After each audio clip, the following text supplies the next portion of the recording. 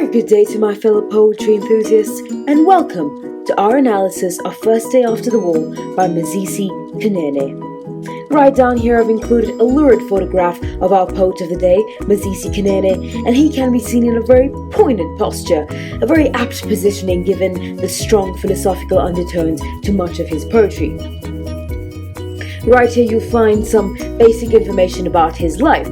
On a more interesting note, he began to write poetry and short stories in isiZulu at a very tender young age, and by age 11, he was already being published in local newspapers.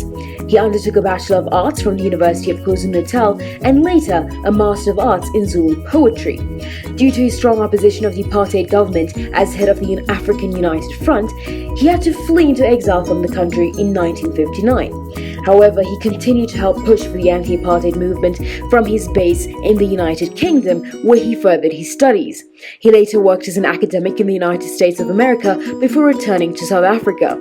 His best-known work is the poem Emperor Shaka the Great, which has a very nationalist tone to it, a theme which comes through in much of his work, and you'll find that as we dive into First Day After the War. Okay, let's head straight into our analysis. So first up, we have a very strong title coming through, First Day After the War. And already we have our very first metaphor of the poem coming through as well, because this is referring to the end of the apartheid regime, the end of that era. Now, much of Kunene's poetry was written in South Africa in the time of apartheid, and that period when black people were discriminated against and oppressed. His poem thus describes the joy that people felt at the ending of the system of government. And looking at that title a little more closely, you'll see First Day After the War. So it's very strongly referring to the apartheid system in that era as a war. Then we'll move on to our next line, our very first line. We hear the songs of a wedding party. Already, the day after the war has ended, after apartheid has been defeated, the people of South Africa heard the songs of a wedding party. These were songs of joy, celebration. Already, we see a very celebratory tone coming through. I'm going to put in some tone in green.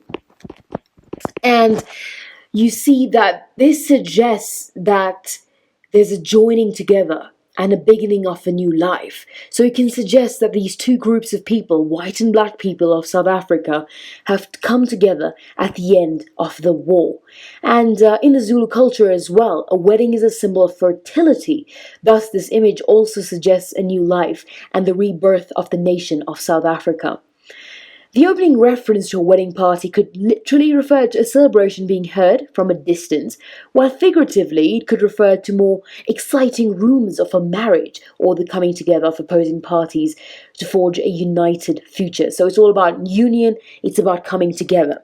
You should note here as well that you see the word wedding party. You don't see war party, you see wedding party. So it's very much a healing process. It's coming together more so than just celebrating the end of the war.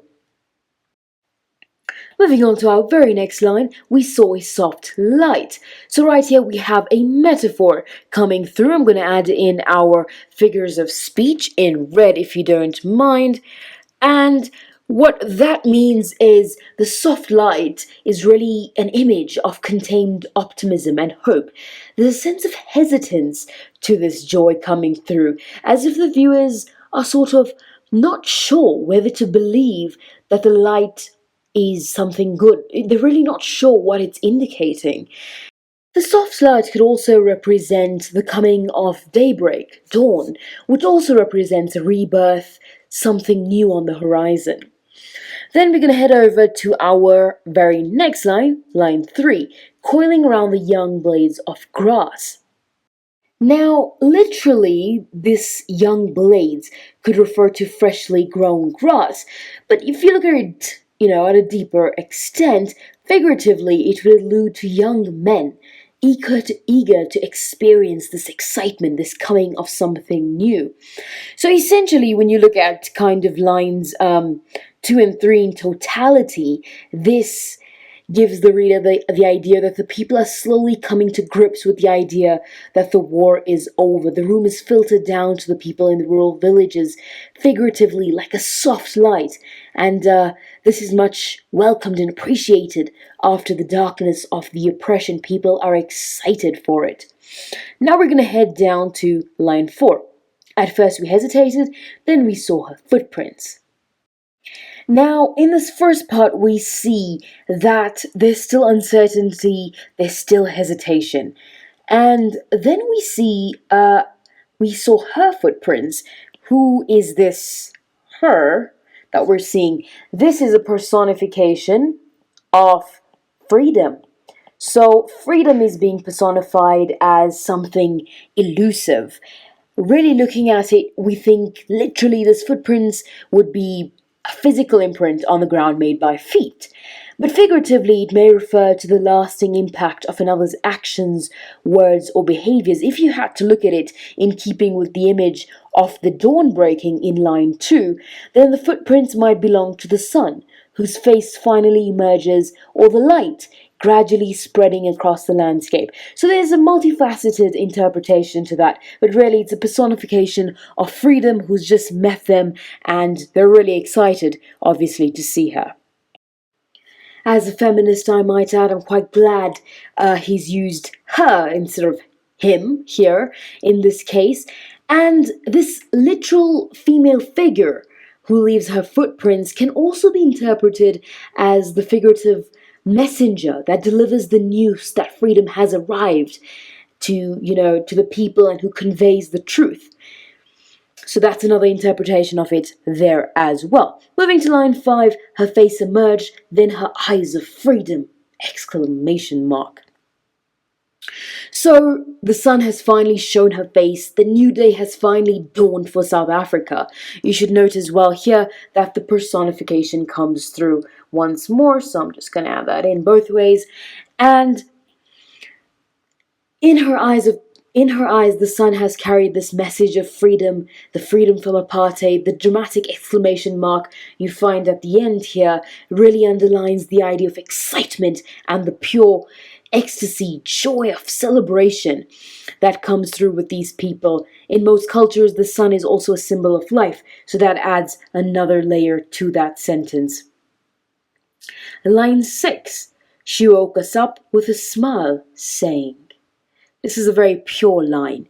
These words indicate that the people have finally realized, and they are finally certain, that the war is over. The female figure has convinced them of that reality. The light has really shone on them. Ladies and gentlemen, the new order of democracy has been established. What a moment for South Africa. Moving to our very next line. What day is the day that comes so suddenly? We said it is the first day after the war. I'm going to do lines 7 and 8 together. So you should note this coming through in direct speech. They are being asked what day has come so suddenly and unexpectedly, and the people confirm that it was the day after the war, the day freedom has finally arrived. They are finally very, very certain of their plight. Moving on to line 9. Then, without waiting, we ran to the open space. The people ran to share the wonderful news with all the other people, really without waiting.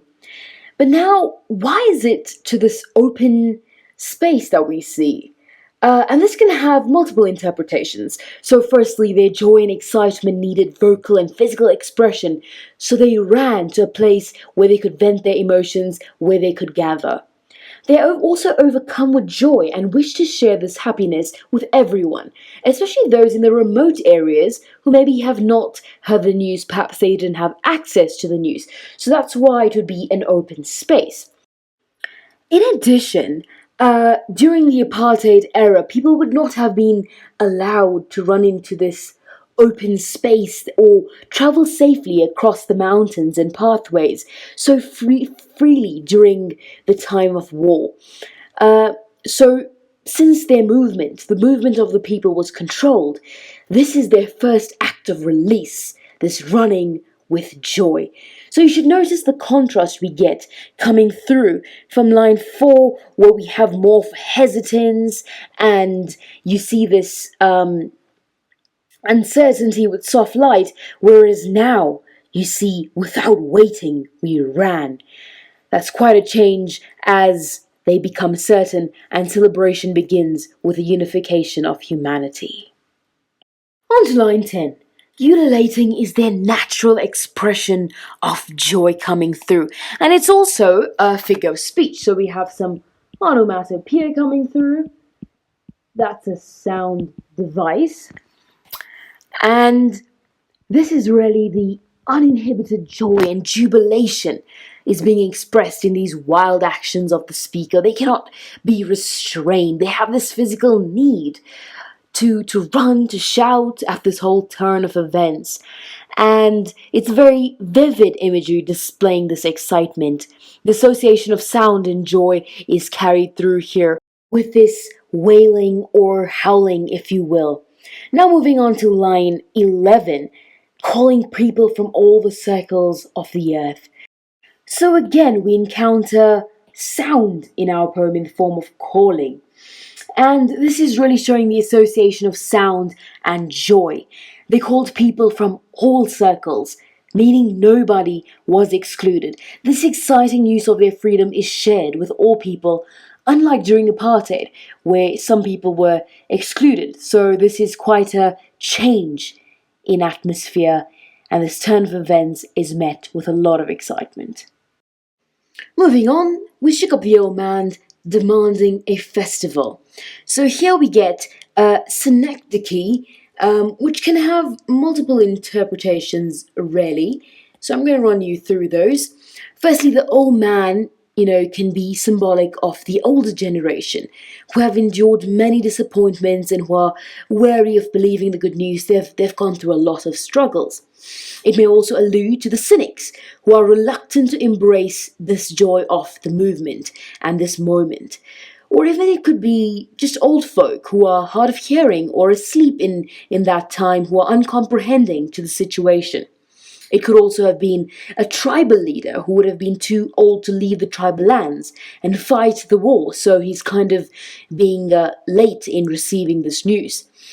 But essentially, looking at this line, when someone is shook up, it refers to a disturbance. So they are being unsettled in a way of excitement. The speaker is physically shaking someone up to convey this news. They insisted on a festival for their newly acquired freedom. Moving on to line 13. Here we asked for all the first fruits of the season. And already you're going to see I've got the wrong color. It's first fruit. So that's a form of alliteration. And this really shows a very significant moment. The first fruits is a very important moment that is awaited. It can also be seen as a metaphor, which refers to the result of freedom, this democracy, the equality which has reached them, and this is really the fruits that they have reaped. We held hands with a stranger. This again underlines the pure euphoria after the first free election in 1994 and the coming together of people from all walks of life. Again, sound comes through in line 15 with shouted, and we shouted across the waterfalls which show them making natural music, competing with nature. They have such utter pure joy that they're really letting their lungs loose. Now from lines 12 to 15, we see a repetitive form coming through, and that really quickens the reading, but it also emphasizes the we, the us, the coming together, and the unrestrained physical response. People of all cultures are welcome in line 16, and it also refers to political exiles, people who came back to the country and are now reunited with their loved ones after such a long period. Line 17 forms a little lovely antithesis with its use of the word peace. And in the title and in line 8, they refer to the first day after the war. But now we're seeing peace. So the day has progressed from the first day after the war to the first day of peace, which is a very positive transition, a positive effect it has on the reader, and shows that sense of hope and optimism for the new South Africa. And our final line, we saw ancestors traveling tall on the horizon. And that's a wonderful line in summary of the entire poem. So we've got to break that down. It's got a lot going on. Firstly, you're going to notice this capital letter for ancestors, which really gives them prominence and importance, and it shows their status in society. Then we see traveling tall. We see some more alliteration coming through, and again it emphasizes their importance and their status and shows their pride and satisfaction with this change. The final line creates a very effective image of the spiritual world paying tribute and enjoying what has come to pass as the silhouettes are visible on the horizon. The line also says that, they're traveling tall, which doesn't really specify whether they're arriving or leaving. So essentially, they could be arriving to celebrate, but also they could be leaving with satisfaction, knowing that their job is done. What they have been fighting for has been achieved. There is relief from the long-term oppression. Now, looking at form and structure, not much to say there. It's really just a free verse, no specific rhyme pattern, and that really emphasizes the free nature of a democracy, of the coming of freedom. There's no rules for this celebration. It's really spontaneous and it's unrestrained. A quick look at tone. You'll find at the start it was perhaps a little tentative, but then throughout we really just came across elation, pure elation at that, and references to nature emphasized the whole healing process after the suffering endured during apartheid to really highlight the delight of it all. And that sums up today's poem. I hope you practice your freedom of expression by liking and sharing this video, and I'll see you next time.